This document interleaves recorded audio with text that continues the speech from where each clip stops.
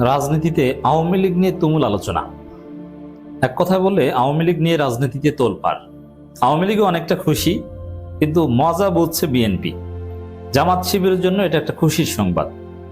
দর্শক, আওয়ামী লীগের অফিস খুলছে, আওয়ামী রাষ্ট্রপতি জনাব শাহাবুদ্দিন চুপ্পু পায়ের উপর পা তুলে ইউনূসকে দায়ী করছেন, তারেক রহমানের এপিস করছেন। এতে আওয়ামী লীগের লোকজন খুশি, কিন্তু এই খুশি তাদের জন্য একটা বুমেরাং।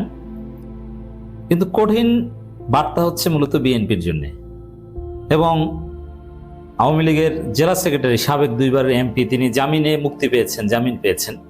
আমি যখন আলোচনা করছি তখন জামিন পেয়েছেন। জামিন পেলে যে মুক্তি পাবেন তা না, কারণ অন্য মামলায় অ্যারেস্ট দেখানো হয়, জেলগেট থেকে গ্রেপ্তার করা হয়। যাই হোক, জামিন তিনি মুক্তি পান, মুক্তি পাক, এটা আমি প্রত্যাশা করি। তা আওয়ামী লীগের সাবেক এমপিরা অনেকেই জামিন পাচ্ছে। বিশেষ করে আজকে বরিশাল জেলা আওয়ামী লীগের সেক্রেটারির জামিনে মুক্তির খবরটা ভাইরাল হয়েছে। যদিও আওয়ামী লীগের বিভিন্ন পর্যায়ের নেতাকর্মীদের নির্দেশনা দেওয়া হচ্ছে যে জামিনে মুক্তির খবর তোমরা ফেসবুকে প্রচার করবে না, গোপন রাখবা 2 মাস। কিন্তু মজার বিষয়, এগুলো স্বাভাবিকভাবেই অনলাইনে ছড়িয়ে পড়বে। পক্ষের লোক বিপক্ষের লোক সবাই মিলে এটা প্রচার করবে। পক্ষের লোকজন আলহামদুলিল্লাহ বলবে, বিপক্ষের লোকজন উদ্বেগ প্রকাশ করে সেটা প্রচার করবে। তো দর্শক, এইসব কারণে আওয়ামী লীগ রাজনীতিতে এখন ভেরি মাচ রেলেভেন্ট। কিন্তু এই রেলেভেন্টের মধ্যেই সবচেয়ে ইন্টারেস্টিং খবর, মানুষ এই খবরে খুশি।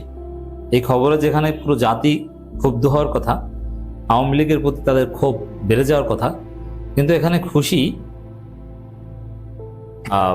সবাই খুশি। খবর, আওয়ামী লীগের হামলায় বিএনপির 4 নেতাকর্মী নিহত। নড়াইলে আওয়ামী লীগের একজন ইউপি চেয়ারম্যান খায়রুজ্জামান ওরফে খায়ের বিএনপির 4 জনকে সাহারি খাওয়ার সময় কুপিয়ে হত্যা করেছেন। বিএনপি অবশ্য এই ঘটনা ধামাচাপা দেওয়ার চেষ্টা করছে। বিএনপির নেতাকর্মীরা মাইর খেয়েছেন।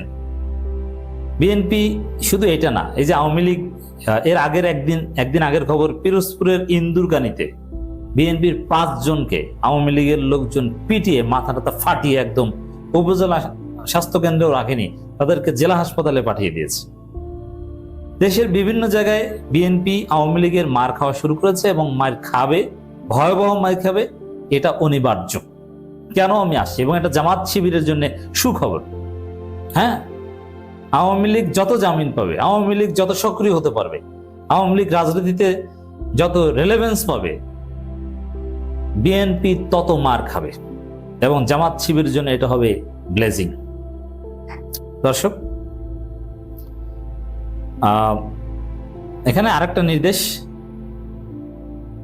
নিজাম হাজারি, ফেনী জেলা আওয়ামী লীগের সাধারণ সম্পাদক, তিনি বলছেন যে কেউ জামিনের খবর পোস্ট করবেন না ফেসবুকে।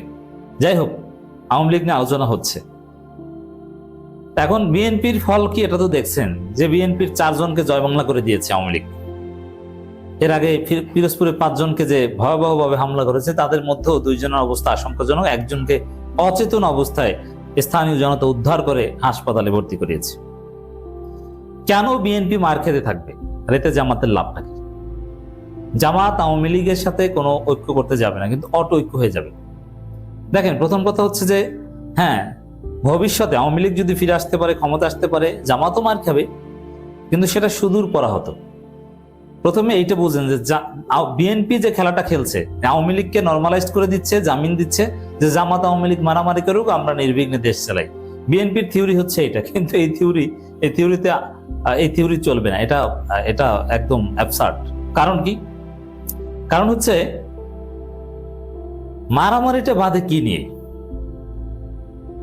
আর আদর্শিক বিরোধ এটা কোন সময় আসে? দেখেন, রাজনীতিতে আদর্শিক বিরোধ কথাটা মূলত একটা ফালতু কথা। রাজনীতিতে সরাসরি ইন্টারেস্ট নিয়ে কনফ্লিক্ট হয়। ইন্টারেস্ট হচ্ছে সবকিছুর মূল। যেমন আপনি সহজভাবে দেখেন যে জামাত চরমনায় কি ঐক্য, জামাত চরমনায় ভাই ভাই কত স্লোগান, মনে নেই? আমরা তো আলোচনা করতাম। কিন্তু সেই এখানে কি আদর্শ, আকিদা এগুলো কি ছিল? এগুলো সব উধাও হয়ে গেছিল। ইন্টারেস্ট ছিল, কাছাকাছি এসেছিল, ইন্টারেস্ট ফুরিয়ে গেছে। এখন জামাত চরমনে একে অপরকে মুনাফেক বলে। এর মানে আসলে রাজনীতিতে আদর্শ, আকিদা এগুলো একদম অনুপস্থিত। ইন্টারেস্ট হচ্ছে সব। এখন জামাতের সাথে আওয়ামী লীগের আদর্শিক দূরত্ব, হ্যাঁ, এই দূরত্বের কারণে আওয়ামী লীগ জামাতকে মারবে অথবা আওয়ামী লীগ জামাত মারামারি হবে।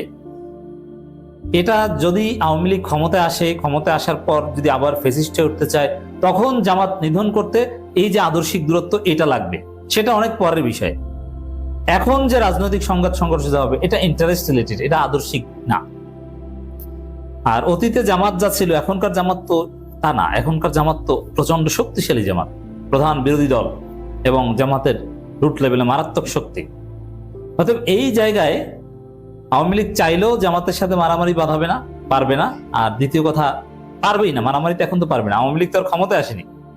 আওয়ামী লীগ এখন কি চায়? আওয়ামী লীগ তো ক্ষমতায় এসে আদর্শিক ধোয়া তুলে ফ্যাসিজম কায়েম করতে চায় না, ভিন্নমত দমন করতে চায় না। আওয়ামী লীগ চায় রাজনীতিতে কোন রকম প্রাসঙ্গিক থাকা, একটু জামিন টামিনে মুক্তি পেয়ে মোটামুটি একটু বেঁচে থাকা, যেটা ইউনূসের আমলে পারেনি।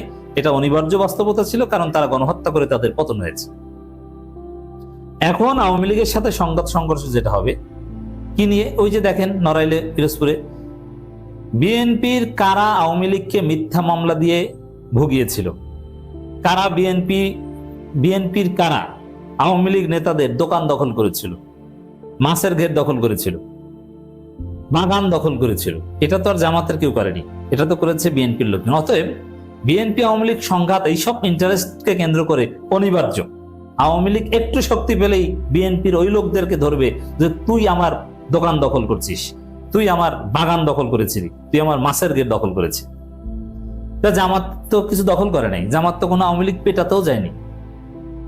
তাহলে এখানে জামাতের সাথে সংঘাত সংঘর্ষ হবে কেন?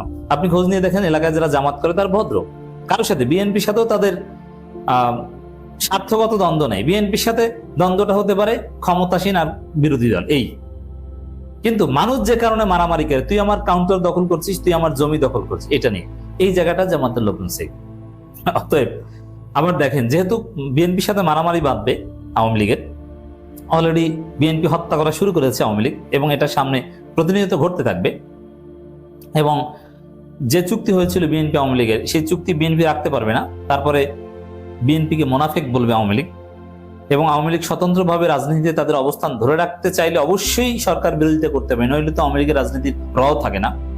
স্থানীয় সরকার নির্বাচনে তারা স্বতন্ত্রভাবে দাঁড়ানোর চেষ্টা করবে, তাতে বিএনপি আওয়ামী লীগের মধ্যে দূরত্ব বাড়বে। আর যেহেতু আওয়ামী লীগের রাজনীতির একমাত্র রেলেভেন্স সরকার বিরোধিতার মধ্য দিয়ে, মনে রাখবেন যে রাজনীতির যে ব্যাকরণ, তাতে বিএনপির সাথে সমঝোতা কখনো আওয়ামী লীগের রাজনীতির রেলেভেন্স তৈরি করে না। বিএনপি বিরোধিতাই আওয়ামী লীগের রাজনীতি। আর জামাত তো সরকার বিরোধী দল, তা সেখানে জামাত না চাইলেও জামাতের সাথে আওয়ামী লীগের একটা ঐক্য হয়ে যাবে, যেটা 1994-95 হয়েছিল। অতএব আর 1994-95 জামাতের নেতৃত্বে সরাসরি স্বাধীনতা বিরোধীরা ছিল এবং জামাত দুর্বল ছিল, তখনই ঐক্য হয়েছিল। আর তখন তো আওয়ামী লীগ অনেক শক্তিশালী ছিল, আর জামাত এখন অনেক শক্তিশালী, নতুন প্রজন্মের জামাত। আবার জামাত সংসদের বিরোধী দল, আওয়ামী লীগ তো জামাতের পা ধরবে, ভাই একটু সাথে রাখেন, একটু সুযোগ দেন, আসেন একসাথে কিছু করি। অতএব এই যে দেখছেন যে আওয়ামী লীগ পুনর্বাসন অফিস খুলছে, এতে মজা বুঝছে বিএনপি, এই যে হত্যা করছে, এবং এটা আরো করতে থাকবে। জামাত শিবিরের জন্য টেনশনের কিছু নেই। আওয়ামী লীগ অফিস টফিস করলে জামাত শিবিরের লোকজনকে ভাঙতে যায়েন না, আপনাদের পিছনে আওয়ামী লীগ করবে, এটা আপনাদের কাজে লাগবে। রাজনীতি শিখুন।